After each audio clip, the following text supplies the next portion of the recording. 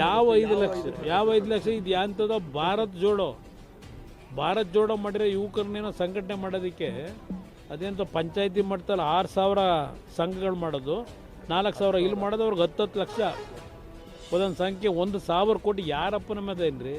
ಯಾರಪ್ಪನ ಮನೆ ಇದು ಭಾರತ್ ಜೋಡೋ? ಯಾರವರು? ಇವತ್ತು ಈ ರೌಡಿಸಮ್ನ ಬೆಳೆಸಲಿಕ್ಕೆ ಇವರು ಭಾರತ್ ಜೋಡೋ ಹೆಸರಿನಲ್ಲಿ ಯುವಕರನ್ನ ಸಂಘಟನೆ ಮಾಡ್ತೀವಿ, ಅವರಿಗೆ ದೊಡ್ಡ ಮಟ್ಟದಲ್ಲಿ ಏನೊಂದು ಜ್ಞಾನ ಮೂಡಿಸ್ಕೊಡ್ತೀವಿ ಆ ಸಂಘದ ಮುಖಾಂತರ ಅಂತ ಹೇಳಿರೋದು. ಅವರು ಜ್ಞಾನ ತುಂಬತಕ್ಕೂ ಅಲ್ಲ, ಉದ್ಯೋಗ ಕೊಡೋದಕ್ಕೂ ಅಲ್ಲ.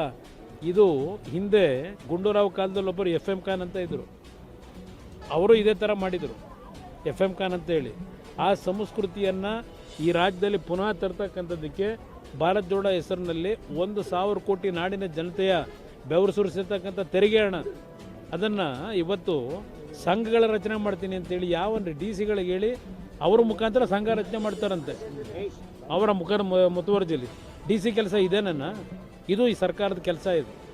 ಅದರಿಂದ ಅಲ್ಲೆಲ್ಲೋ ಯಾವುದೋ ಇಸ್ಪೀಟ್ ಆಡೋಕ್ಕೋ ಮತ್ತೊಂದಕ್ಕೋ ಎನ್ಕರೇಜ್ ಮಾಡ್ಕೊಳ್ಳಿಕ್ಕೆ ಇವತ್ತೇನು ಹೊರಟಿದ್ದಾರೆ ಗೊತ್ತಿದೆ. ಬೆಂಗಳೂರು ನಗರದಲ್ಲಿ 68 ಜಾಗದಲ್ಲಿ ಈಗ ಇಸ್ಪೀಟ್ ಕೇಂದ್ರಗಳು ನಡೀತಾವೆ, ಕೇಳೋರಿಲ್ಲ ಇವತ್ತು. ಆ ರೀತಿ ಹೊರಟಿದ್ದಾರೆ. ಈಗ ಯಾರು ನಡೆಸ್ತಾ ಇದ್ದಾರೆ ಅಂತ ಗೊತ್ತಿದೆ. ಇಂಥದಕ್ಕೆ ಎನ್ಕರೇಜ್ ಮಾಡಲಿಕ್ಕೆ ಆ ಸಂಘ ಕಟ್ತಾ ಇದ್ದೀರಾ? 1,000 ಕೋಟಿ ದುಡ್ಡು ಖರ್ಚು ಮಾಡಿ ಇದು ನಡೀತಾ ಇರ್ತಕ್ಕಂಥದ್ದು. ಅವ್ರಿಗೆ ನೀವು 10 ಲಕ್ಷ ಕೊಡ್ತೀರಿ, ಇಲ್ಲಿ ಒಂದು ಜೀವ ತೆಗೆದಿದ್ದೀರಿ, ಅದಕ್ಕೆ 5 ಲಕ್ಷನ ಬೆಲೆ ಇವ್ರದ್ದು. ಒಂದು ಜೀವ ದುಡ್ಡು ಕಟ್ಟಲಿಕ್ಕಾಗಲ್ಲ, ದುಡ್ಡಿನ ಮುಖಾಂತರ ಹೇಳಲಿಕ್ಕಾಗೋದಿಲ್ಲ.